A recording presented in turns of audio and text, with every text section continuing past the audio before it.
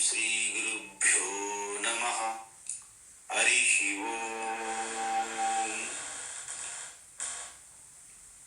वसुदेवसुतं देवं कंसचाणूरमर्दनं देवकी परमानन्दं कृष्णं वन्दे कृष्णं वन्दे जगद्गुरुं। तीत्वा मोहार्णवं हत्वा रागद्वेषादिराक्षसान्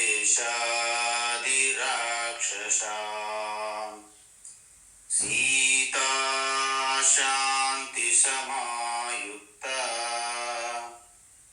आत्मा रामो विराजते। आत्मा रामो विराजते। ఆత్మస్వరూప బంధుగణ, మనం భగవద్గీత ఈ జ్ఞానయజ్ఞంలో భాగంగా నిన్నటి క్లాసు వరకు 5వ అధ్యాయం సమాప్తమైనది. అయితే నిజానికి 2, 3, 4 మొత్తం భగవద్గీత యొక్క సారం చెప్పబడింది. దాని అంతటినీ మరొకసారి 5వ అధ్యాయంలో అర్జునుడి యొక్క ప్రశ్నకు సమాధానంగా సంక్షిప్తంగా మళ్ళీ 2, 3, 4 అధ్యాయం యొక్క సారం కూడా చెప్పారు భగవాన్. అయితే ఇప్పుడు ఈ 6వ అధ్యాయం యొక్క ప్రయోజనం ఎందుకు ఆరంభించారంటే, 5వ అధ్యాయంలో చివరి 3 శ్లోకములు అంటే 27, 28, 29 ఈ 3 శ్లోకములు మనకు ఒక హింట్ ఇచ్చాయన్నమాట. ఏంటి హింటు? 26వ శ్లోకం వరకు, 26వ శ్లోకం అంటే 5వ అధ్యాయంలో మీకు పూర్తిగా బ్రహ్మ విద్య, ఆత్మజ్ఞానం అయిపోయింది. శ్రవణము మననం కూడా అయిపోయింది. అంటే మీరు పూర్తిగా ఆ ఆత్మజ్ఞానాన్ని పొంది ఉన్నారు ఆల్రెడీ. అయితే మన యొక్క వ్యావహారిక ఏదైతే ఈ జీవితంలో మన ఆత్మజ్ఞానం అనేది పూర్తిగా మనకి కనిపించట్లేదు. చాలా మందికి జ్ఞానం ఉంది, జ్ఞానంలో ఎటువంటి డోకా లేదు మీకు. కానీ మన డే టు డే లైఫ్ అంటారు, మన నిత్య జీవితంలో, వ్యావహారిక జీవితంలో ఈ గీత యొక్క ఆ జ్ఞాన ప్రభావం కనిపించడం లేదు. మళ్ళీ ఎప్పుడులాగే ఆ సుఖ దుఃఖాలకి, ఆ కామక్రోధలు, మదమాత్సర్యాలు వస్తూనే ఉంటాయి. ఎందుకంటే ఏ ఆత్మజ్ఞానం మీరు పొంది ఉన్నారో అది మనస్సు యొక్క చేతన మనస్సు స్థితిలో ఉంటుంది అన్నమాట. ఇక్కడ మనస్సు 2 స్థితుల్లో ఉంటుంది. చేతన మనస్సు, సుప్త చేతన మనస్సు అంటారు. 2 పార్ట్స్. యాక్టివ్గా ఉన్న మనస్సు, ఇన్యాక్టివ్ మనస్సు అని అర్థం. కాన్షియస్నెస్ అంటే కాన్షియస్ మైండ్, అన్కాన్షియస్ మైండ్. ఈ కాన్షియస్ మైండ్లో ఉన్నటువంటి జ్ఞానము అన్కాన్షియస్నెస్ మైండ్ అంటే సుప్త చేతన మైండ్లోకి సొచ్చుకొని పోవట్లేదు. మనం చూసాం, కాఫీలో చక్కెర వేశారు, కానీ కలపకపోవడం వలన కాఫీ అంతా స్ప్రెడ్ అవ్వలేదు ఆ చక్కెర. అందువల్ల తాగుతుంటే చప్పగా ఉన్నది, తీయగా లేదు. అది ఏం చేయాలి? ఒక చెమ్మచ్చు అంటే ఒక స్పూన్ తీసుకొని పూర్తిగా దాన్ని కలిపితే ఆ కాఫీ అంతా వ్యాపిస్తుంది అనమాట, ఆ స్వీట్నెస్, ఆ తీయదనం. అదేవిధంగా చేతన మనస్సులోనే ఉన్నటువంటి ఆత్మజ్ఞాన తత్వం అనేది మీ పూర్తి మీ వ్యక్తిత్వం అంతా స్ప్రెడ్ అవ్వాలంటే దీనికి కూడా ఒక స్పూన్తో మనము కలపాలి. దానినే ధ్యానము అంటారు. ఇక్కడ ధ్యానము అంటే మీకు చాలా సంశయాలు ఉంటాయి కాబట్టి అవన్నీ మనం చూసిన తర్వాతే అధ్యాయంలో ప్రోపర్గా మనము ప్రవేశిస్తాం. అయితే 6వ అధ్యాయం ఏంటంటే ధ్యాన యోగము లేదా ఆత్మ సంయమ యోగము అంటారు. రెండు ఒకటే అర్థం. కొంతమంది ధ్యాన యోగం అంటారు, మరి కొంతమంది ఆత్మ సంయమ యోగం అంటారు. అందువలన 6వ అధ్యాయం ఒక ముఖ్యమైనటువంటి ఆత్మ సాధన. అంటే ఆత్మ సాధన అంటే ఏంటి? అధ్యాత్మ అంటే అధ్యాత్మ యొక్క ముఖ్యమైన సాధనలో ధ్యానం కూడా చాలా ఇంపార్టెంట్ అన్నమాట. ఆత్మ విద్య సాధనలో ధ్యానం చాలా ప్రాముఖ్యమైనది కూడా. అయితే ఈ ధ్యానం గురించి ఉపనిషత్తులు భగవద్గీత ఏదైతే చెప్పినదో అదే మనకు ప్రమాణం. ఎందుకంటే సమాజంలో ఉన్నటువంటి ఇప్పుడు ఏవైతే ఈ ధ్యానం మీద మెడిటేషన్ అనే పేరుతో నడుస్తున్నాయో అన్నీ కూడా మ్యాక్సిమం 90% తప్పుదోవలు వెళ్తున్నాయి. అది మీకు తెలిసిపోతుంది. ఈ 6వ అధ్యాయం అయినప్పటికీ మీకు అర్థమైపోతుంది ఏది నిజమైన ధ్యానం మెడిటేషను, ఏది ఊహకి కల్పించుకుంటున్నారు అనేది మీరు గమనించాలి. అయితే ఈ అధ్యాయం మనం స్టార్ట్ చేసే ముందు కొన్ని మౌలికమైనటువంటి సూత్రాలు మనం గమనించాలి. ఎందుకు? భగవద్గీత అనేది ఉపనిషత్తులు వేరు, భగవద్గీత వేరు కాదు. అంటే మన వేదం యొక్క సారమే ఉపనిషత్తులు, ఉపనిషత్తుల యొక్క సారమే భగవద్గీత. కాబట్టి భగవద్గీత కూడా ఉపనిషత్తుల సారమే. అందువలన ఈ ఆధ్యాత్మికమైనటువంటి మీ తపస్సులో ధ్యానం ఏ విధంగా మీకు ప్రయోజనం చేకూరుస్తుంది అంటే ధ్యానం దేనికోసం చెయ్యాలి, దేనికోసం చేయకూడదు అని తెలియాలి మనకు ఫస్ట్ ఆఫ్ ఆల్. ఎందుకంటే ధ్యానము మెడిటేషన్ అనగానే ఎన్నెన్నో అపోహలు, ఊహలు, కల్పనలు మొత్తం ఉన్నాయి సమాజం చుట్టూ. ముందు ఆ అపోహలని, ఆ ఊహలు, ఆ కల్పనలు మీరు తీసివేస్తేనే యథార్థమైనటువంటి ధ్యానంలో మీరు ఉండగలుగుతారు. అయితే ఇంతకీ ఏంటి అపోహలు, అవి ఎలా తొలగిద్దాం అనేది ఒకసారి మనం చెక్ చేసుకుంటే మొట్టమొదటి పాయింట్ ఏమొస్తుందంటే ఈ ధ్యానం ఏదైతే ఉందో మెడిటేషన్,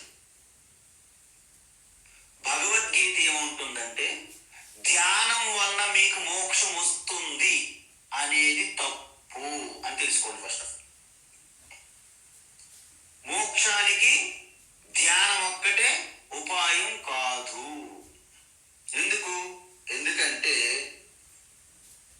మోక్షం అనేది ఒక సమయములో వచ్చేది పోయేది కాదు. అంటే మోక్షం ఏంటి? మోక్షము అంటే ఆత్మస్వరూపమే. అజ్ఞానిగా ఉన్నప్పుడు ఆత్మగానే ఉంటారు, జ్ఞానం పొందిన తర్వాత కూడా ఆత్మగానే ఉంటారు. అంటే మోక్షం పొందడానికి ధ్యానం అనేది మార్గము, సాధన కాదు అనేది ముందు తెలుసుకోవాలి మనం. కానీ అసలు ఇంతకీ మోక్షం అనేది పురుషార్థాల్లో ఉన్నది కదా, 4వది. ధర్మ, అర్థ, కామ, మోక్ష అంటారు కదా స్వామి. మరి మోక్షం కూడా పొందాలనే అర్థం కదా. మరి దాని అర్థం, పూర్తి అర్థం అది కాదు. ఏంటంటే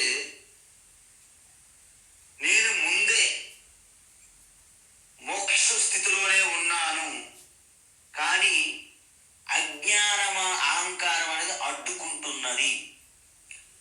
ఆ అడ్డంకి తొలగించుకోవడమే యొక్క స్థితిలో ఉండడం, దాన్నే ఆ జ్ఞానమే మోక్ష మార్గం అని చెప్పారు, జ్ఞానయోగం అని. అందువలన చివరికి జ్ఞానయోగం వల్ల మీకు మోక్షం ఇవ్వదు, మోక్షానికి ఉన్నటువంటి అడ్డంకులు తొలగిస్తుంది. వాయువు సూర్యుని ప్రకాశింప చేయదు, మేఘములను తొలగించుటే దాని పని. ఆ విధంగా జ్ఞానం కూడా మోక్ష మార్గం కాదు లాస్ట్కి. అది కూడా మీరు తెలుసుకోవాలి. ఎలాగా? జ్ఞానం ఏం చెప్తుందంటే, నువ్వు ఆల్రెడీ చిదానంద రూప శివవే, నీ అజ్ఞానం వల్లనే నీవు అంగీకరించట్లేదని చెప్పే జ్ఞానాన్ని ఆత్మజ్ఞానం అంటారు చివరికి. ఇంకా అది కూడా చెప్పిస్తే లాస్ట్కి. అందువలన మీరు ఎప్పుడు ఆత్మస్వరూపులుగానే ఉన్నారు, కానీ దానిపైన ఒక బురద అనే ఒక లేయర్ కప్పబడి ఉన్నది. మీరందరూ కూడా కోహినూర్ డైమండ్సే, కానీ బురదలో పడిపోవడం వలన దానిపైన ఒక లేయర్, ఒక పొరగా పూర్తిగా కప్పివేయడం వలన ఆ కోహినూర్ డైమండ్ అనేది ప్రకాశించట్లేదు. అంత మాత్రాన కోహినూర్ డైమండ్ కాకుండా పోదు. అది ప్రకాశించాలంటే ఏం చేయాలి? దానిపైన ఉన్నటువంటి ఆ పొర, ఆ యొక్క మట్టి పొరని కడిగివేయాలి. కడిగివేయడానికి ఏం చేయాలి? కర్మయోగము జ్ఞానయోగం అనే నీరు తెచ్చి గుడ్డతో బాగా తుడవాలి. అందువలన ఈ కర్మయోగము జ్ఞానయోగము కోహినూరుని ఏమైనా తయారు చేసేయా? ఏమీ చెయ్యవు. ఇప్పుడు ప్రకాశింప చేసాయా? ఏమీ చెయ్యవు. ఎప్పటిలాగే కోహినూరు ప్రకాశిస్తుంది. అడ్డంకులు తొలగించుకోవాలి. అందుకే జ్ఞానం కూడా మోక్షం స్వతసిద్ధము అని చెప్తుంది లాస్ట్. తమేవ విద్వాన్ అమృత ఇహ భవతి నాణ్యపంత అయనాయ విద్యతే అని పురుష సూక్తము వేదాలు చెప్తున్నాయి. అందువలన జ్ఞానం వల్లనే మోక్షం వస్తుంది. ఎలా? అడ్డంకులు తొలగించడం వలన మీకు మోక్షము, మీ స్థితిని మీకు కనిపిస్తుంది. అందువలన జ్ఞానాత్ ఏవతు కైవల్యం, కేవలం మీ ఆత్మస్వరూప జ్ఞానం వల్లనే మోక్షమని తేల్చి చెప్పే ఉపనిషత్తులు. అయితే జ్ఞానాగ్నిదగ్ధ కర్మాణం, జ్ఞానాగ్ని చెప్పాం మనం 4వ అధ్యాయంలో. కొంతమంది సమాజంలో ఎలా ప్రచారం చేస్తున్నారంటే, జ్ఞానం ప్లేస్లో ధ్యానం పెట్టేస్తున్నారు. వాళ్ళంతటి వాళ్ళ వరిదని కల్పన. నాకు 2-3 అమ్మలు అడిగారు, స్వామీజీ ధ్యానాగ్ని దగ్ధ కర్మాణం అంటున్నారు, ఇది ధ్యానాగ్నియా జ్ఞానాగ్నియా నన్ను అడిగారు, స్పష్టంగా అడిగారు. కొన్ని ఏరియాలు, నిజామాబాద్ ఏరియాలో, ఎవరని చెప్పను. అయితే చెప్పాను, చూడమ్మా, వారికి జ్ఞానం అంటే ఏమీ తెలియదు కాబట్టి, మెడిటేషన్ వారు వ్యాపారం చేస్తున్నారు కాబట్టి ఆ జ్ఞానం ప్లేస్లో ధ్యానం పెట్టుకున్నారు అని చెప్పాను. ఎందుకు? ధ్యానాగ్ని దగ్ధ కర్మానం అని గీతలు కానీ ఉపనిషత్తులు ఎక్కడ ఉండదు.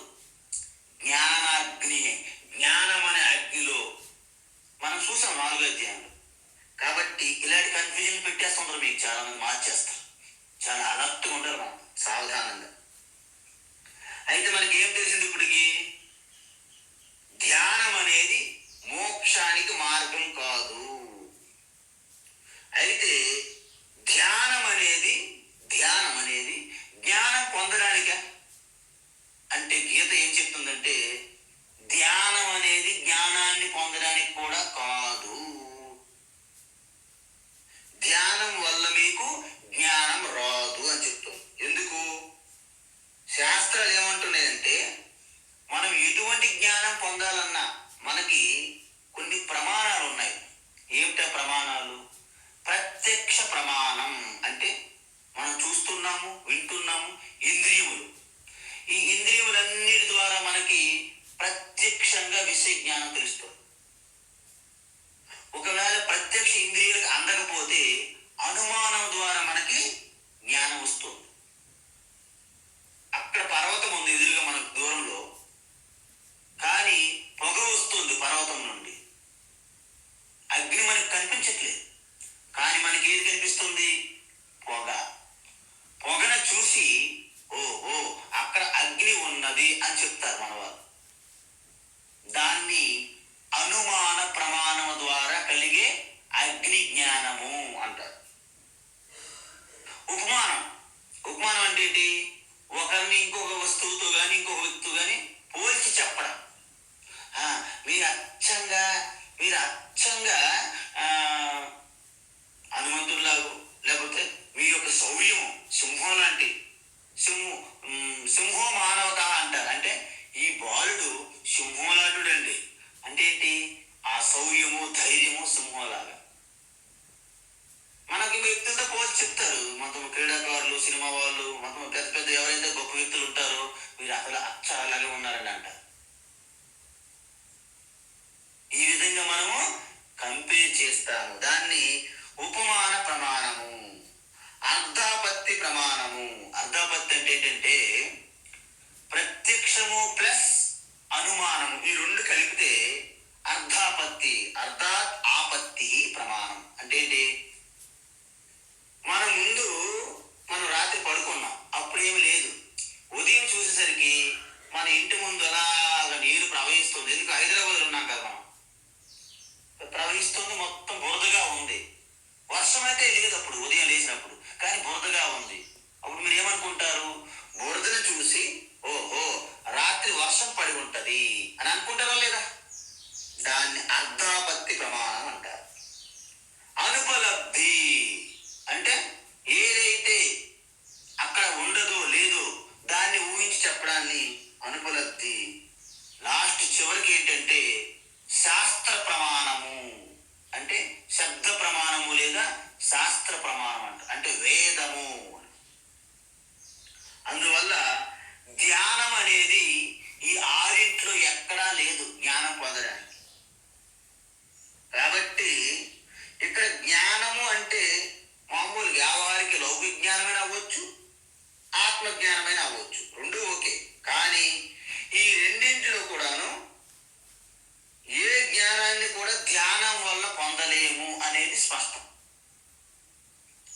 మీకు ఇంతకుముందు చెప్పాను, ఒకటి మోక్షం కొరకు కూడా ధ్యానం కాదు, రెండు జ్ఞానం పొందడానికి కూడా ధ్యానం అనేది చెప్పలేదు.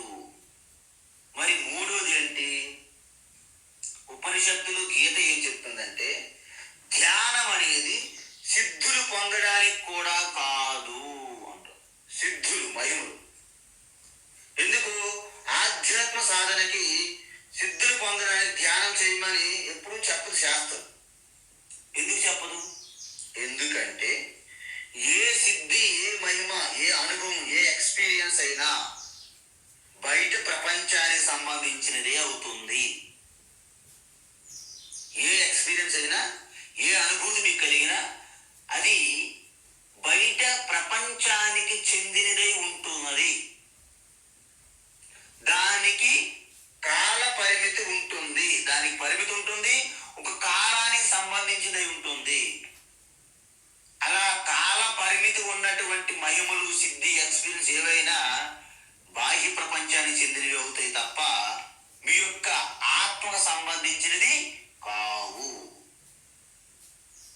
మరి మామూలు అనుభవాలు ఓకే స్వామీజీ, మరి అసాధారణమైన మిరాకిల్స్ సంగతి ఏంటి? మిరాకిల్స్ అంటారు కదా.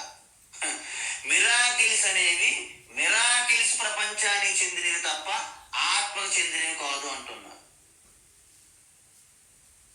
మరి సిద్ధ పురుషులు, మహర్షులు, యోగులు చాలా సిద్ధులు అనుభవించారు కదా. వాళ్ళు అనుభవించి చివరికి ఏం చెప్పారంటే ఇవి కూడా, ఈ సిద్ధులు మహిమలు కూడా పరిమితులు ఉంటాయి, కాలంలో వస్తుంటాయి, పోతుంటాయి, ఇవి కూడా ఆత్మకి మోక్షానికి సంబంధం లేవని చెప్పారు.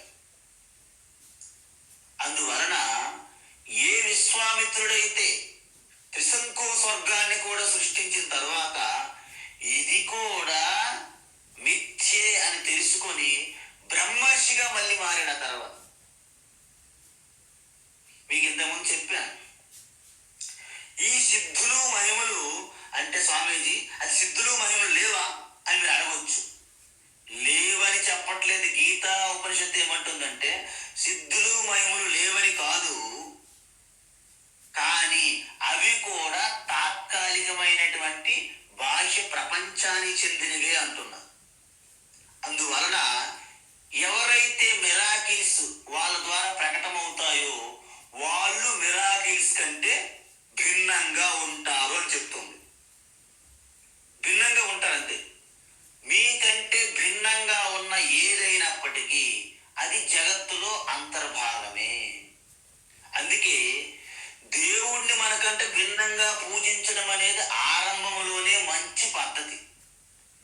జీవితాంతము నీకంటే భిన్నంగా దేవుని వేరుగా చూస్తే దేవుడు కూడా మిథ్యా జగత్తులో భాగం అయిపోతాడు. ఇది చాలా అలర్ట్.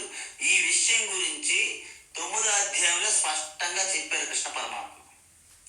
దేవుడు జీవుడు, దేవుడు భక్తుడు, దాసుడు, ఇదంతా మీరు ఒక లెవెల్కి వెళ్ళినంత వరకు ఓకే. హనుమంతుడు చెప్పారు కదా, దేహభావంతో ఉంటే దాసోహం, జీవభావం అంశ అంటే ఈశ్వరులో నేను ఒక అంశను అంటే జీవభావం, ఆత్మస్వరూపంగా పరమాత్మ స్వరూపం నేనై ఉంటే సోహం, నేనే నీవు, నువ్వే నేను, శివోహం. అలాగా ఆ స్థితికి వెళ్ళాలి, 3వ స్థితికి. అందువలన ఆత్మజ్ఞానంలోకి ఇవి రావు. ఆత్మజ్ఞానంలోకి రావు కాబట్టి ఆధ్యాత్మిక తపస్సులో కూడా రావు. మరి దేనికి వస్తాయి? లౌకిక జ్ఞానం కింద వస్తే రావచ్చు. అయితే లౌకిక జ్ఞానం వస్తే మోక్షాన్ని ఇవ్వవు కదా. ఎందుకు? మోక్షం కోరే వ్యక్తి సిద్ధులు వెంట పరుగులు తీయకూడదు. ఎందుకు చెప్పండి? సిద్ధులతో మురిసిపోయి మహిమతో మిరాకిల్స్తో మురిసిపోతే బాహ్య ప్రపంచంలోనే ఉండిపోతాడు. పరిమితం ఉన్నటువంటి దేశకాల పరిస్థితుల్లో ఆగిపోతాడు. ఈ జడాత్మ అనాత్మతోనే మమేకమైపోయి సంసారంలోనే ఆధ్యాత్మిక సంసారంలో ఉంటాడు. మామూలు సంసారం కాదు అది. మీరు చూస్తుండండి, ఎవరైతే సిద్ధులు మహిమలు ప్రకటించారో ప్రదర్శించారో వాళ్ళందరూ వారి చుట్టూ జనము ఆహా ఆహా ఓహో ఓహో సాధు సాధు మహిమలు మిరాకలు చూపెట్టి ప్రపంచాన్ని ఒక ఉర్రూతులు ఊగించి తర్వాత వాళ్ళు దేహత్యాగం తర్వాత వారు ఎక్కడున్నారు ఏమిటని కూడా తెలియదు. వారు ఉన్నప్పుడు అంత శాంతంగా ఉన్నటువంటి స్థలాలు అశాంతమయమైపోతాయి వాళ్ళు లేనప్పుడు. ఎందుకు? అవన్నీ కూడా ఏవైతే బాహ్య ప్రపంచము ద్వారా కలిగిన సిద్ధులతో మురిసిపోయి మైమరిసిపోయి ప్రదర్శించుకుంటూ అనేక ప్రదర్శనలు చేసి జనమంతటిని గొర్రెల మందలో తన వైపు ఆకర్షించి అలా ఉండడం వలన లాస్ట్కి ఆధ్యాత్మ సంసారే అవుతారు తప్ప ఆయన జీవన ముక్తులు అవరు. దేహత్యాగం తర్వాత విదేహ ముక్తి కూడా ఉండదు. మళ్ళీ పునరపి జననం పునరపి మరణం తప్పదు అంటున్నారు. ఈ విషయాన్ని శంకరాచార్య యొక్క పరమ గురువు ఎవరు?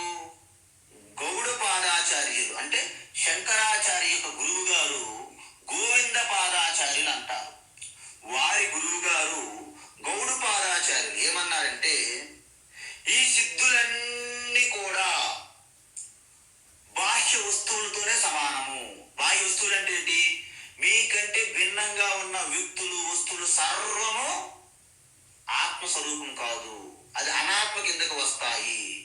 అందువలన నా స్వాదయే సుఖం తత్ర నిస్సంగ ప్రజ్ఞయా భవేత్ అన్నారన్నమాట.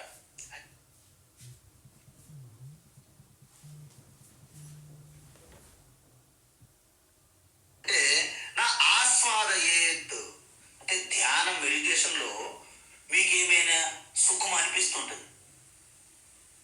ఇలాంటి ఏవైనా మీకు తెలియకుండా కొన్ని శక్తులు ప్రకటన అవుతుంటాయి సాధనలో తీవ్రత బట్టి. వాటికి మీరు ఆకర్షించుకుని వాటి బట్టి ఆనబడిపోకూడదు. కొంతమంది ధ్యానం చేస్తే ప్రసన్నత, ఒక ఆనంద అనుభూతి కలుగుతూ ఉంటుంది. బాగుంది, నిత్యం కలుమోసుకుని ధ్యానంలో ఉంటుంది, దానికి కూడా మీరు బానిస అయిపోకూడదు అంటారు. అలర్ట్ అంటున్నారు గౌడపాదాచార్యులు. ఎందుకు? మీ యొక్క జ్ఞాన ప్రకాశంలో ఉండాలి నిత్యం. అందువలన కనులు తెరిచిన కనులు మూసిన ధ్యాన స్థితిలోకి వెళ్ళిపోవాలి మీరు. దాన్ని సహజ సమాధి లేదా సహజ ధ్యానం అంటారు, ఆత్మధ్యానం. అందువలన వారు ఏమంటున్నారంటే, చూడండి, మీరు మహిమలు సిద్ధులు అంటున్నారు కదా, అవన్నీ కూడా అనుభవంలోకి వస్తాయి కదా.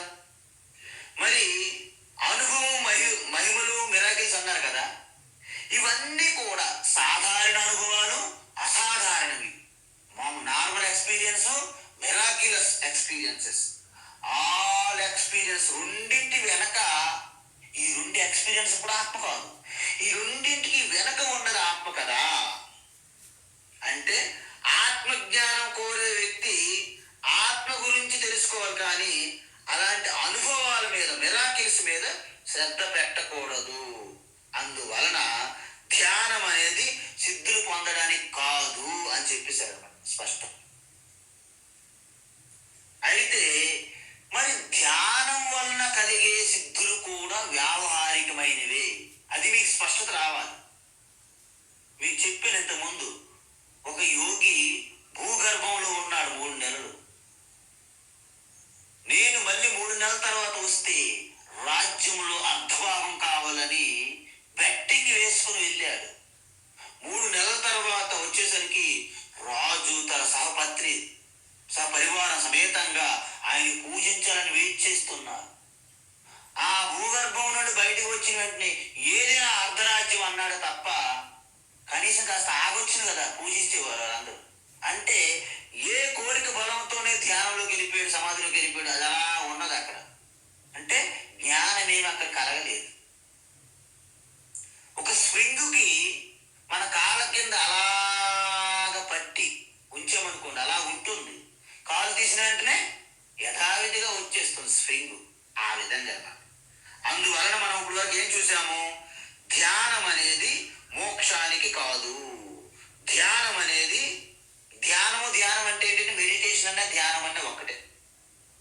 ధ్యానం అనేది జ్ఞానం పొందడానికి కాదు. ధ్యానం అనేది సిద్ధులు మిరాకిల్స్ పొందడానికి కూడా కాదు. మరి ధ్యానం ఈ 3 పొందడానికి కాకపోతే మరి ఎందుకు? నిజానికి చెప్పాలంటే ప్రతి ఒక్కరికి ఈ 3 ఏదో ఒకటి అనుకుంటారు అందరూ.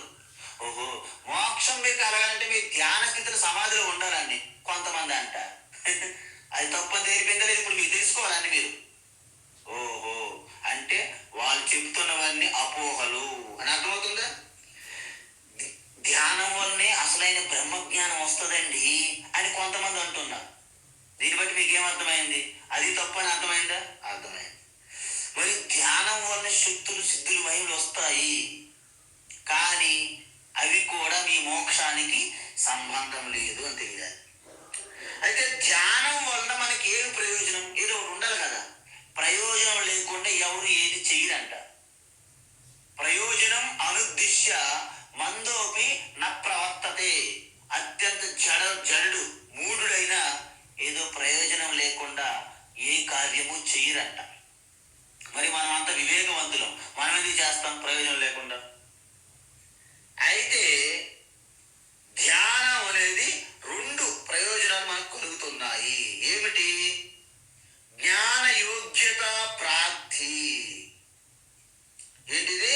జ్ఞాన యోగ్యత ప్రాప్తి అంటే మీరు ఏదైతే ఆత్మస్వరూప తత్వాన్ని సహజంగా మీ స్ఫురణకు రావడానికి సహాయాన్ని అందించే దాంట్లో మీ జ్ఞాన యోగానికి వెళ్ళాలి. ఫస్ట్ జ్ఞానం తెలుసుకోవడానికి, అంటే మిమ్మల్ని తెలుసుకోవడానికి, జ్ఞాన యోగంలో ప్రవేశించడానికి ధ్యానం మీ సాయం చేస్తుంది. ఏ విధంగా సాయం చేస్తుంది? మీ మనస్సు ఆధ్యాత్మిక తపస్సుకి సిద్ధం చేస్తుంది. మనస్సుని పూర్తిగా అంతఃకరణ శుద్ధి చేస్తుంది ధ్యానం. ఏకాగ్రత కలిగేటట్లు ధ్యానం మీకు సహాయం చేస్తుంది. అందుకే అంతఃకరణ శుద్ధి, ఏకాగ్రత ఉన్నవారు ఈ ప్రపంచంలో సాధించిందంటూ ఏమీ లేదు అని వివేకానంద స్వామి చెప్పారు. మీ ఇంత బ్రహ్మ విద్య అంత ప్రకాశించడానికి కారణం ఏంటి, సీక్రెట్ ఏంటని అడిగితే, concentration is the only weapon and it is the only the key to open the infinity wisdom అని చెప్పారంట వివేకానంద స్వామి. ఏకాగ్రత అవసరం. ఏకాగ్రత చిత్తశుద్ధి ఇస్తుంది ధ్యానం. ఎందుకు?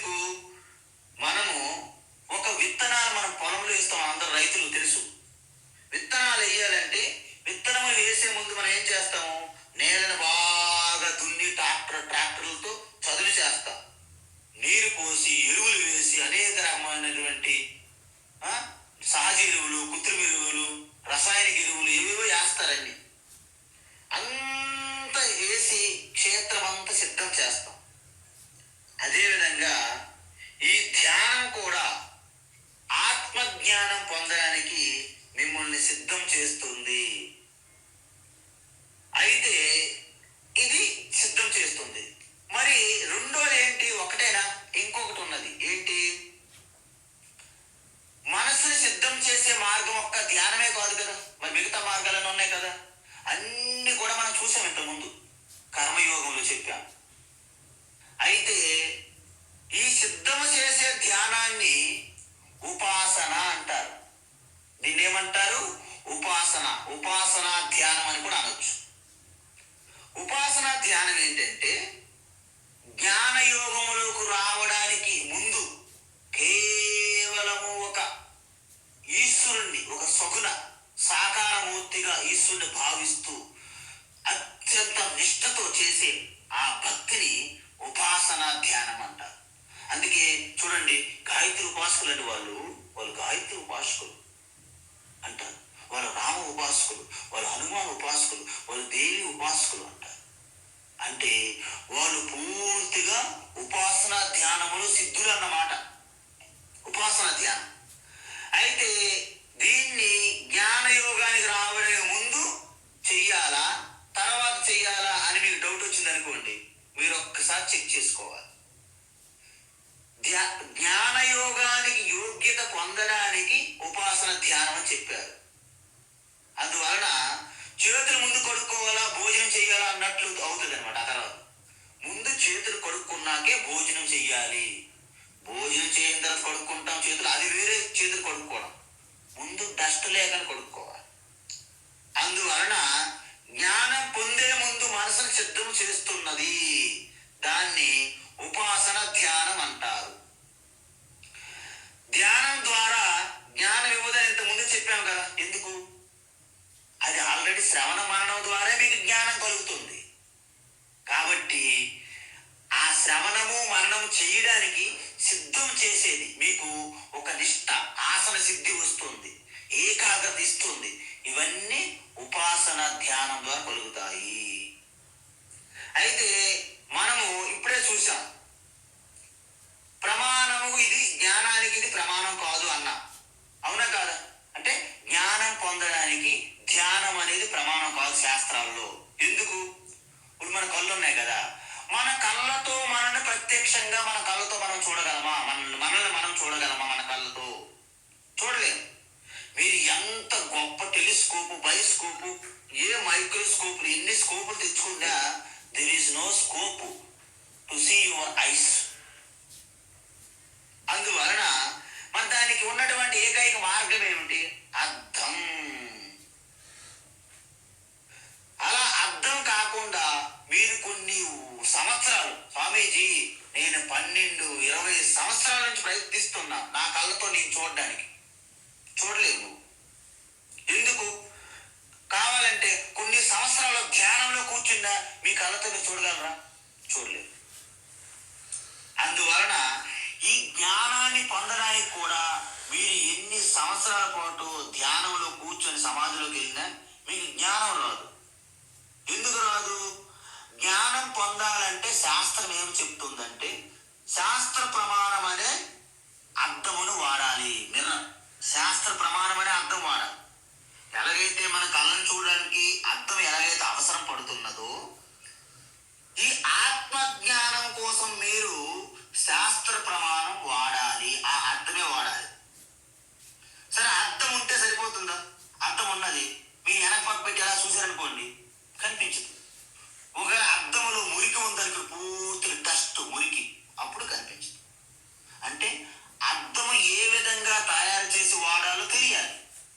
అందుకే శాస్త్రం ఉంటే రామకృష్ణ మిషన్ వాళ్ళు, గీతా ప్రెస్ వాళ్ళు అన్ని బుక్లు కూడా ప్రింట్ చేస్తున్నారు. మనం అన్ని కొనేస్తాం. ఎందుకంటే మీకు అంత లిబరల్గా ఉంటారు. ఏముంది, బుక్ మీద డబ్బులు పెట్టి తప్పేముంది, మంచిదే కదా అని బుక్లన్నీ తెచ్చి ఆల్మారాలో పెట్టుకుంటారు. ఎందుకు? బుక్లు ఆల్మారాలో ఉంటాయి, మీరుగానే ఉంటారు.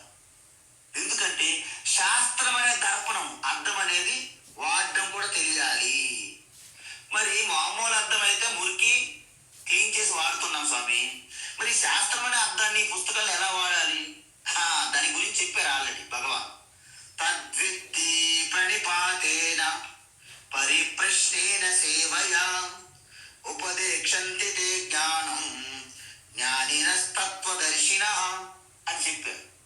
కాబట్టి ఇది ఎవరైతే బాగా వాడగలుగుతున్నారో ఆ గురువు దగ్గరికి వెళ్ళి వినయ విధేయతలతో వినమ్రతతో అనేక పరీక్షలకు మీరు అనేక కష్టాలు కూడా అనుభవించాల్సి వస్తుంది. ఊరికే వాళ్ళు వ్యాపారం కాదు కదా, డబ్బులు తీసుకుని వస్తువు ఇవ్వడానికి. గురువులు ఒక్కొక్కసారి బయటికి మీరు కఠినంగా కనిపిస్తారు. శ్రీఫలం అంటారు తెలుసా, కొబ్బరికాయ బయటికి చాలా హార్డ్గా ఉంటుంది, బయటికి కొబ్బరికాయ లోపలంతా చాలా మృదువుగా అమృతపానీయం ఇస్తుంది. అనగాని గురువులు అనేక రకములుగా ఉంటారు. శాస్త్రాన్ని శ్రవణ మనల ద్వారా మాత్రమే నేర్చుకుంటే దానిని బ్రహ్మ విద్య సాధన లేదా ఆధ్యాత్మ యోగము, జ్ఞాన యోగము, బ్రహ్మ జిజ్ఞాస ఇవన్నీ దానికి పేరు. ఇంతకీ శ్రవణ మరణాల గురించి మనం ఎన్నిసార్లు చెప్పాను. ఇప్పుడు ఒక క్రమ పద్ధతిలోనే ఒకే ప్రక్రియలో దీర్ఘకాలం పాటు ఒక సమర్థవంతమైన ఒకే గురువు దగ్గర మీరు ముందుగా చేయాల్సి ఉంటుంది. ఆ తర్వాత మీరు పక్కా పటిష్టమైపోయారనుకోండి, ప్రపంచంలో ఏ గురువు అయినా, ఏ స్వామి అయినా, ఏ వ్యక్తి అయినా మీకు ఏం ఫికర్ ఉండదన్నమాట. ఫరక్ కూర్చునే పోతా. ఎందుకు? మీరు షేక్ అవ్వనటువంటి నిష్ట పొందేశారు ఆల్రెడీ. లేకపోతే మీరు ఎప్పటికప్పుడు షేక్ అయిపోతారు. అనేక మంది మహాత్ములు, అనేక గురువులు, అందరికీ వందనాలు, ఈ అందరూ మహానుభావులు, అందరికీ వందనాలు, అవన్నీ వ్యవహారిక జీవితంలో మంచి సూక్తులు. ఆత్మజ్ఞానంలో పనికిరాదు ఆ సూక్తి. కాబట్టి ఈ విధంగా శ్రవణం ఎప్పుడైతే ఒకే వ్యక్తి దగ్గర కొంత దీర్ఘకాలం పాటు చేస్తే మీకు జ్ఞానోదయం కలుగుతున్నది. అప్పటికీ మీకు సంశయాలు ఉంటాయి, ఉండవని కాదు. అయితే వాటిని తోటి సాధకుల ద్వారా, మీరు వింటున్నటువంటి రికార్డ్స్, పుస్తకముల ద్వారా, ఏ పుస్తకంలో అయితే గురువు గారు చెప్పారో వాటి ద్వారా, అవి కూడా తీరకపోతే ఎలాగనో గురువు ఉన్నారు, చెప్పేవారు ఉన్నారు. కాబట్టి దాని ద్వారా మీ సంశయాలన్నీ నివృత్తి చేసుకుంటే దానిని మననము అంటారు. ఈ విధంగా మనం ఎప్పుడైతే జీవితంలో శాంతి కోసం, ప్రేమ కోసం, ఆనందం కోసము తిరుగుతూ ఉంటాం, ఈ జ్ఞానం వల్ల మీకు ఏం తెలిసింది? నాకు శాంతి కావాలంటే నాలోనే శాంతి నిధి ఉన్నది, మరి ఆనందం కావాలంటే నాలోనే ఆనంద నిధి ఉన్నది, ప్రేమ అన్ని నేనే. అంటే ఇదంతా ఏ సత్యం కోసమైతే నువ్వు అన్వేషిస్తున్నావో ఆ సత్యము నువ్వే. ఆ సత్యము మరి నేను చూస్తున్నది ఏమిటి? అది సత్యములా ఉంటున్నది, కానీ అది మిథ్య అని చెప్తుంది అన్నమాట ఈ జ్ఞానం. ఈ విధంగా మనకి సంశయ సైతం జ్ఞానం కలవచ్చు. ఎందుకు? శ్రవణం తర్వాత మీకు సందేహాలు కూడా ఉంటాయి. ఇంకా జ్ఞానం ఉంది, నేను పరమశాంత స్వరూపాన్ని అని తెలుస్తుంది, కానీ ఇంకా నమ్మలేకపోతుంటారు మీరు. ఈ సంశయాలతో ఉన్న జ్ఞానాన్ని సంశయ సహితంగా జ్ఞానం అంటారు. అలా జ్ఞానం ఉన్నా లేకపోయినా ఒకటే మనకి. ఎందుకు? ఎక్కడైనా సరే మన ఇంట్లోన ఒక కరెంటు వైర్ ఏమైనా కొంచెం తెగినట్టు ఉందనుకోండి, ఒకరు వచ్చి అది లైవ్ వైర్ కాదని అన్నారనుకోండి, ఇంకొక అమ్మగారు వచ్చి తెలివిగా ఏమండి 95% అది లైవ్ వైర్ కానట్టు ఉన్నదండి అన్నారనుకోండి, మీరు ఏమైనా ముట్టుకుంటారా? ముట్టుకోరు. 99 ఏంటి, 99.9 అంటే 99.9% అది లైవ్ వైర్ కాదేమో. అంటే ఏంటి? 0.01% లైవ్ వైర్ అవ్వచ్చు కూడా. మనం ఏమైనా పట్టుకుంటాం? అది పట్టుకో. అలాగే మన జ్ఞానములో చిన్న సంశయం ఉన్నా, స్వామీజీ నా జ్ఞానం ఎంతకి ఒక 90% అయిందంటారా? నేనేమంటానంటే 0 అంటాను. ఎందుకు? ఇది కంప్యూటర్ లాంగ్వేజ్ ఆత్మజ్ఞానం అనేది. అయితే 0 లేకపోతే 1 బైట్స్, 0 or 1 అంట. అందువలన ఈ సంశయములన్నీ పూర్తిగా మీకు ఎప్పుడు పోతాయి? మననంలో పోతాయి. అప్పుడు మీ యొక్క జ్ఞానము సంశయ రహితము లేదా నిశ్చయ జ్ఞానం అంటారు. అందుకే శాస్త్రంలో ఏం చెప్పారు? ఆచార్యాత్ పాదమాదత్తే స్వమేధయా పాదం సబ్రహ్మచారిభ్యః పాదం కాలక్రమేణ చ. అంటే ఒక రూపాయిలో 4 పావలాలు ఉన్నట్టు మీ మొత్తం జ్ఞానం ఒక యూనిట్ అనుకుంటే దాంట్లో 4వ భాగం పావలా భాగం ఆచార్య ద్వారా డైరెక్ట్గా మీకు సంభవిస్తుంది. ఎందుకు? శ్రవణం చేస్తున్నారు కాబట్టి. తర్వాత నీ యొక్క వివేక శక్తి, నీ మేధా శక్తి ద్వారా మిగతా పావలా నువ్వు గ్రహించగలుగుతావు విన్న తర్వాత. ఇంకా మిగతా 3వ పావలా తోటి సాధకుల ద్వారా సత్సంగాలు, వాటి యొక్క డిస్కషన్స్, ఆధ్యాత్మిక డిస్కషన్స్ ద్వారా కొత్త కొత్త విషయాలు ప్రకటమవుతుంటాయి. నేను ఒక్కొక్కసారి ఒక అమ్మగారితో ఫోన్లో మాట్లాడుతుంటే వాళ్ళ ద్వారా కొన్ని విషయాలు తెలుసుకుంటూ ఉంటాను అనమాట. అమ్మ చాలా అద్భుతం చెప్పామంటుంటాను. ఎందుకే అంటే ఏంటి, మనం డిస్కషన్ సత్సంగం చేసుకోవడం వలన మనకు కొత్త కొత్త జ్ఞానం తెలుస్తుంది, మన జ్ఞానమే మనకు కలుగుతుంది. అందుకే సత్సంగమే చాలా గొప్ప బ్రహ్మాస్త్రం లాంటిది అన్నాడు శాస్త్రాలు. తర్వాత 4వ పావన సంగతి ఏంటి స్వామీజీ? అది మీ జీవితంలో మీ యొక్క అనుభవపూర్వకంగా అలా వచ్చి మిమ్మల్ని యాడ్ అవుతుంది అనుభవం ద్వారా. అందుకే శృతి యుక్తి స్వ అనుభవం అని చెప్పారు అన్నమాట శాస్త్రం. శృతి అంటే మొత్తం గురు శాస్త్రము శ్రవణ మననం అంతా కలిపి శృతి. యుక్తి అంటే మననం, మీకు సందేహాలు సంశయాలన్నీ తీరిపోతాయి. తర్వాత స్వ అనుభవం అంటే నిరంతరం నిధిధ్యాసంలో ఉంటే మీకు అది ఆటోమేటిక్గా ఇంకా పటిష్టమైనటువంటి తత్వం మీకు కలుగుతుంది. అయితే దీన్ని కూడా మనము దృఢ జ్ఞానాన్ని ఎక్కడ కలుగుతుంది? మనకి బుద్ధి ద్వారా కలుగుతుంది. చాలా మంది ఏమంటారంటే ఇదంతా ఇంటలెక్చువల్ నాలెడ్జ్ అండి, ఇదంతా ఇంటలెక్చువల్ నాలెడ్జ్, ఏదో బుద్ధిలో ఉన్నది మాట్లాడేస్తున్నారు అంటారు. కానీ ఒకటి గమనించండి, మీకు బ్రహ్మజ్ఞానమైన లౌకిక జ్ఞానమైన మన పుచ్చకాయలు బీరకాయలు వంకాయల జ్ఞానమైన బ్రహ్మ జ్ఞానమైన ఏ జ్ఞానమైన బుద్ధిలోనే కలగాల్సింది. పూజ్య స్వామీజీకి ఒకరు అన్నారంట అమెరికాలో, you are talking just intellectual knowledge, you are not talking from your heart and it's not self realization అన్నారంట అమెరికాలో పూజ్య స్వామి దయానంద సరస్వతి వారికి. ఆయన అన్నారు, every knowledge is intellectual knowledge only, there is no national knowledge. అంటే ముక్కు ద్వారా చెవుల ద్వారా ఏం నాలెడ్జ్ కలగదండి, ప్రతి నాలెడ్జ్ కూడా బుద్ధిలోనే కలగాలి అన్నాడు దయానంద స్వామి. అలా అన్నట్టు మరి దయానంద స్వామి వారు చెప్పిన దానికి ప్రమాణం ఏమిటి? శాస్త్రంలో ఉన్నదన్నమాట. ఎలాగా అంటే ఏం చెప్పారంటే, మనసై వేదమాప్తవ్యం నేహనా నాస్తి కించన ఏ సోనురాత్మా చేతసా వేదితవ్యః. ముండకోపనిషత్, కఠోపనిషత్. మనసా ఏవ అనుద్రష్టవ్యః బృహదారణ్యకోపనిషత్. దృశ్యతే త్వగ్రయా బుద్ధ్యా సూక్ష్మయా సూక్ష్మదర్శిభిః కఠోపనిషత్. ఉపనిషత్తులన్నీ కూడా ఏం చెప్పాయంటే మనస్సు అనేది మొట్టమొదట ఒక సాధనంగా వాడుకొని తద్వారా బుద్ధి ద్వారా జ్ఞానం కలిగి బుద్ధి మనసు జారిపోవాలి అక్కడి నుండి. మీకు ఇంతకుముందు ఒకసారి చెప్పాను, ఒలింపిక్స్ గేమ్స్ లో పోల్ వాల్ట్ అనే గేమ్ ఉంటుంది. పెద్ద పొడవాటి కర్ర, అది పట్టుకొని పరిగెత్తి పరిగెత్తి అది భూమికి ఇలాగా ఆల్చి ఎత్తుకలాగా వెళ్ళి ఆ కర్రను విడిచిపెట్టేస్తారు, ఇటువైపు అటువైపు దూకుతారనమాట. మనసు బుద్ధి కూడా ఆ కర్ర లాంటివి అనమాట. మిమ్మల్ని ఆత్మస్థితిలోకి తీసుకెళ్ళి జారిపోద్ది. జ్ఞానం కృత్వా స్వయం నశ్యే జలం కటక రేణువతు అని శంకరాచార్య చెప్పిన ఆత్మబోధులు. ఆ విధంగా ఈ బుద్ధి ద్వారా మీకు ఆత్మ స్ఫురణం జ్ఞాపం కలిగించి బుద్ధి మనసు కూడా జారిపోతాయి. ఈ విధంగా ఎందుకు ఇలాగా అంటే నేను ఆత్మస్వరూపమై ఉన్నప్పటికీ మీరు దాన్ని విశ్వసించట్లేదు. ఇంతకుముందు మీకు చెప్పాను, ఒక వ్యక్తి నేను కీటకమును కదా అని పూర్తిగా సైకలాజికల్ మానసికమైనటువంటి ఒక ప్రాబ్లం, మానసికమైనటువంటి బలహీనత. అందువలన ఆయనకి సైకియాట్రిస్ట్ దగ్గర తీసుకెళ్తే మొత్తం ట్రీట్మెంట్ 3 నెలల పాటు చేశారు.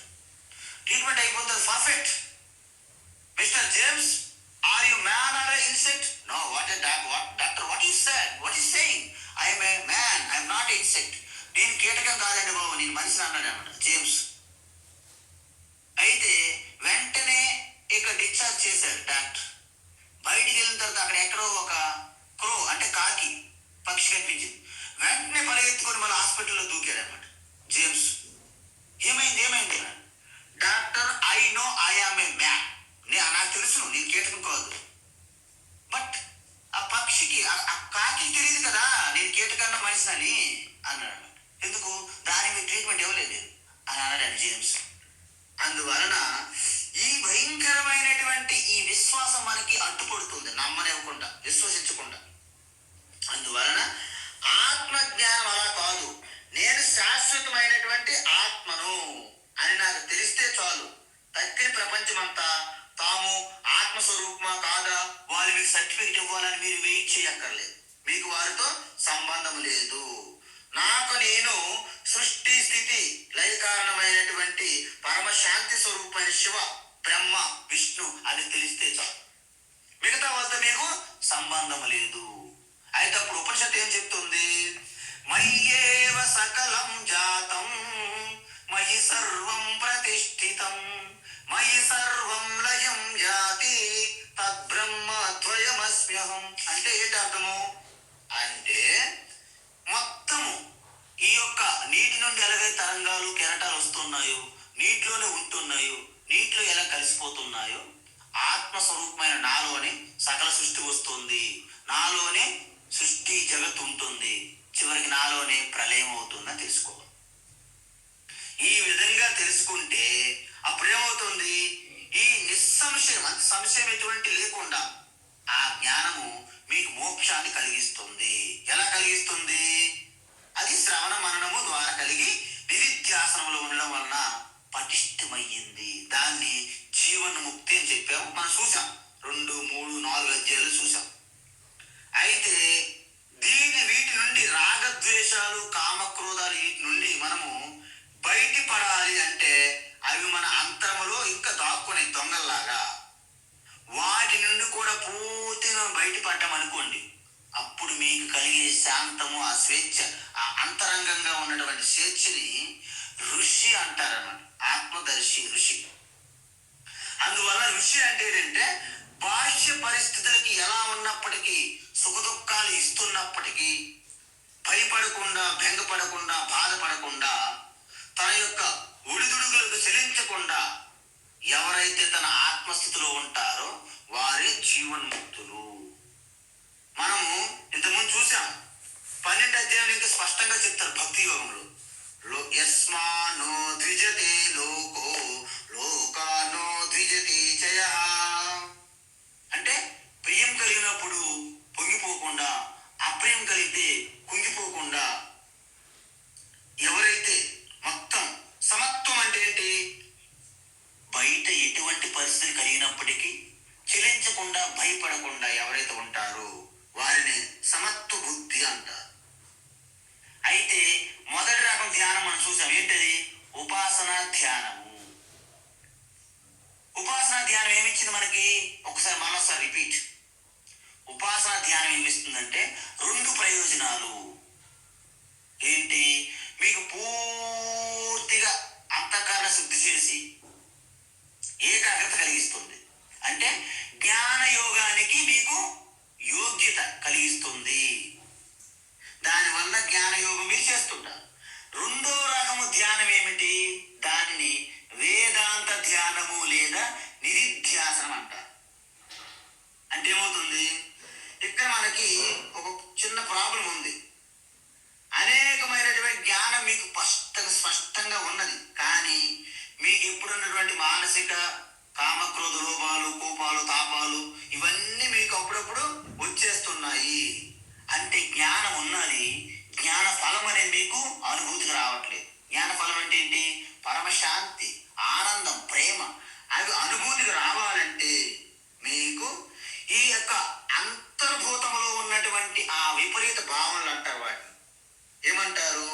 విపరీత భావనలు. అంటే మీకు చిన్న ఉదాహరణ చెప్తా. మీ పైన ట్యాంకులో ఫుల్ నీరు ఉన్నదండి, కిందేమో ట్యాంక్ కూడా బాగా ఓపెన్ చేశారు, కానీ నీరు రావట్లేదు. ఏమండి నీరు రావట్లేదు? ట్యాప్ ఓపెన్ చేశారు, ట్యాప్ ఓపెన్ చేయండి, ట్యాప్ ఓపెన్ చేసి నీరు రావట్లేదు. ఏమండి నీరు రావట్లేదు, పైకి వెళ్ళి ట్యాంక్ చూడండి. వెళ్ళి చూసారు అయ్యగారు, ఫుల్ ట్యాంక్ నిండిపోయింది, నీరు బయటకు వచ్చేస్తుంది. ట్యాంక్ ఫుల్ ఉన్నది, ట్యాప్ ఓపెన్ అయింది, నీరు రావట్లేదు. ఏం చేయాలి మనం? ఓహో, ఎక్కడో మధ్యలో బ్లాకేజ్ ఉండుంటది. ఆ విధంగా జ్ఞానం ఫుల్గా ఉంది, ఆకుటత్తు. మనం బయట ప్రపంచంలో మనం వెళ్తుంటే మనము ఆ జ్ఞానం ప్రయోజనం కలగట్లేదు. మరి ఏం చేయాలి? అందువలన ఈ అసూయ, ఈ రాగద్వేషాలు మనల్ని వదలట్లేదు వెంటపడి. వీటికి నేను మనిషిని కదా, నేను ఎలా పరమాత్మ స్వరూపుని అవుతాను అని ఎప్పుడో ఆ మూలంలో ఉన్నటువంటి భావన మీకు వచ్చి నెట్టేస్తుంది. శివోహం అంటారు. కొంత సమయానికి శివోహం ఏంటి, నాకు డబ్బులు ఇవ్వాలి, వాళ్ళు గొడవ పెట్టారు, వాళ్ళు అన్నారు, తిట్టారు, కుట్టారు, ఇవన్నింటిలో కలిసిపోయి ఆ శివోహం అనే ఆ ఆత్మజ్ఞానం వెనక్కి వెళ్ళిపోతుంది. అలా కాకుండా వాటిని పూర్తిగా నిర్మూలించాలంటే, అటువంటి భావనలన్నీ మూలాల నుంచి తరిమేయాలంటే మీరు చేసే ధ్యానాన్ని నిధిధ్యాసనము లేదా వేదాంత ధ్యానం అంటారు. ఈ వేదాంత ధ్యానం వలన మీకు జ్ఞానం, ఆత్మజ్ఞానం యొక్క ప్రయోజనము సిద్ధిస్తుంది.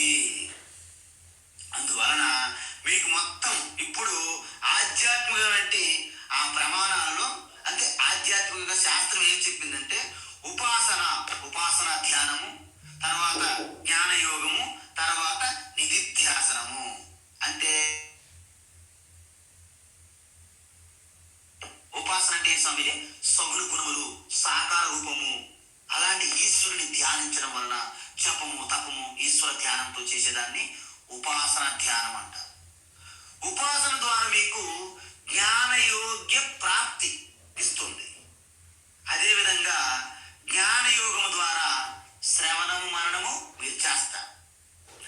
ఆ జ్ఞానాన్ని జీర్ణించుకొని మీ యొక్క అణువు, మీ బ్లడ్, మీ రక్తం నరాల్లో కలిసిపోయేటట్లుగా మీరు నిధిధ్యాసనం చేస్తే, అంటే ఏ శ్రవణము మననం ద్వారా కలిగిన జ్ఞానాన్ని మరొకసారి మీరు అలాగా చింతన చేయాలన్నమాట. నిధిధ్యాసనం అంటే దాని ద్వారా మీకు పూర్తిగా స్పష్టమైన బ్రహ్మతత్వం మీకు బోధపడుతుంది. అప్పుడు వేదాంత విజ్ఞాన సునిశ్చితార్థ సన్యాస యోగాత్ యతయ శుద్ధ సత్వా ఏ బ్రహ్మలోకేషు పరాంతకాలే అని అంటారన్నమాట. అందువలన అప్పుడు మీకు అది ఒక అన్షేకబుల్ నాలెడ్జ్ అన్నమాట. ఆ నిశ్చితమైనటువంటి బ్రహ్మతత్వం మీకు కలుగుతుంది. తర్వాత ఇప్పుడు మన ఇంట్రడక్షన్ లో ఉన్నాం కాబట్టి రేపు కాస్త ఇంట్రడక్షన్ పార్ట్ కొంచెం చూసి